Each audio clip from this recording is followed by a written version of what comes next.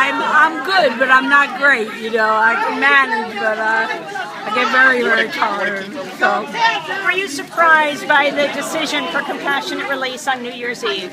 yes, in a word, Ralph never gave up hope. Ralph was fighting down to the final moments. For me, I was very discouraged, and I figured the strategy was to just keep me in there until I was closer and closer and closer, and then let me come home.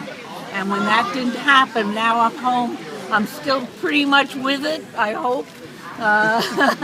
And here I am with these wonderful children and grandchildren, and I look forward to beating the odds now. I look forward. Well, you've done it so far. We're trying, yes. Can you tell us the moment that they told you? Can you share that with us? Well, I was called down for a phone call with my lawyers, and my Jill Scheller was calling me from France, and she had talked to the U.S. attorney, who said, well, the papers are on their way to the judge right now.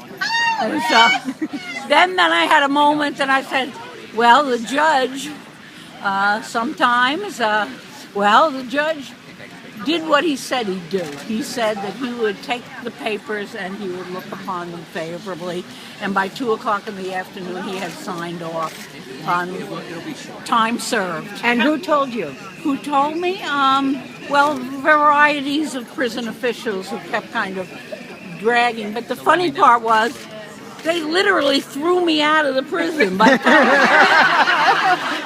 the time we got all the word, they said, I said, maybe I ought to stay another day, because I said, there's so much mixed up here, and I have to get all these papers. And the warden looks at me and says, no, you're going today. We're going today.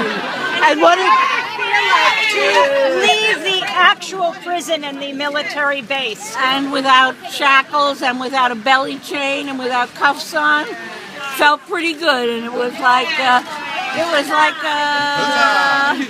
then you knew it was real. It was real. And what did your sisters, who you've been there with and suffered through and helped, what did they all think, and what did they say? What about that experience? They say, we know you won't forget us, and I don't forget them. That's the hardest part, to leave them behind in that parallel universe, and know that they're doing these very, very 20, 30-year sentences. It's just heartrending, but I won't forget them, and that's where I'm headed. I'm going to work for women's prisoners and for political prisoners. That's what I'm going to do. Lynne, I can't help but say, I know that you were actually asked to write a letter of contrition, which I think you actually sat down and tried to pen, but weren't able to. Tell us why not. What stopped you from doing that, even if it meant getting out sooner? I guess I'm my strange, stubborn self, and that's the only reason I didn't and I couldn't. And I'm here today as the high hope, as the stand-up I've always been. And seeing Ralph at the prison gate, what did that? He wasn't at the prison gate. Ralph, you missed the date. He was getting off a plane, and they couldn't reach him, and they couldn't reach him, and they couldn't reach him. So finally, this other prisoner and I waited in a parking lot for him to show up. And if you know Ralph, he's late. Not always on time. How does it feel to be free?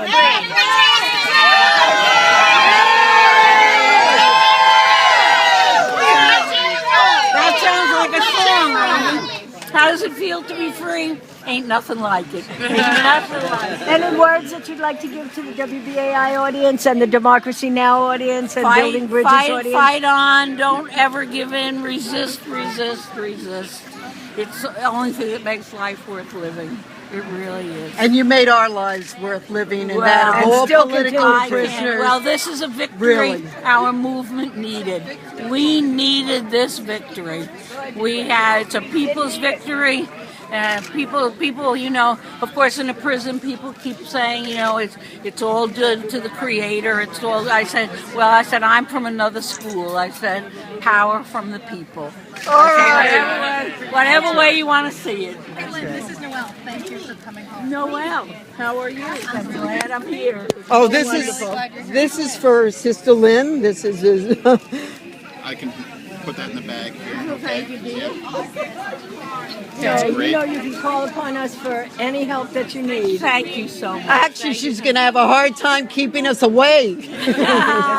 We're gonna have some parties, ladies and gentlemen. I mean, I didn't come out of prison to. home, Lynn, party! Yes. That's where I started, Nellie. That's where I started. Hey, we need a party. The hell with the Democrats and Republicans. This is going to be the Lynne Stewart party They said that Ralph takes is us going to to social Ralph justice. is going to rent Yankee Stadium. Yeah, I That's said what that was my joke. That's what we'll need. So, Lynn, as you make your way to the car to go home, today is New Year's Day. It's also the day that a new mayor is inaugurated in New York, Bill de Blasio. Have you been following politics from prison? I get the Times, and I read New York Magazine, and etc. But I'm skeptical, but I'm hopeful at the same time. Let's put it that way. There's a lot of change that could take place. That wouldn't be maybe the kind of change I want to see, but it would be the better for all of us. I do believe. Would you like to sit down? I would Yeah, like we to can get her moving. I think let's All right. get on our feet We here. love Lynn. We love Lynn. Right here. We love Lynn. We love Lynn. Yep, I got you.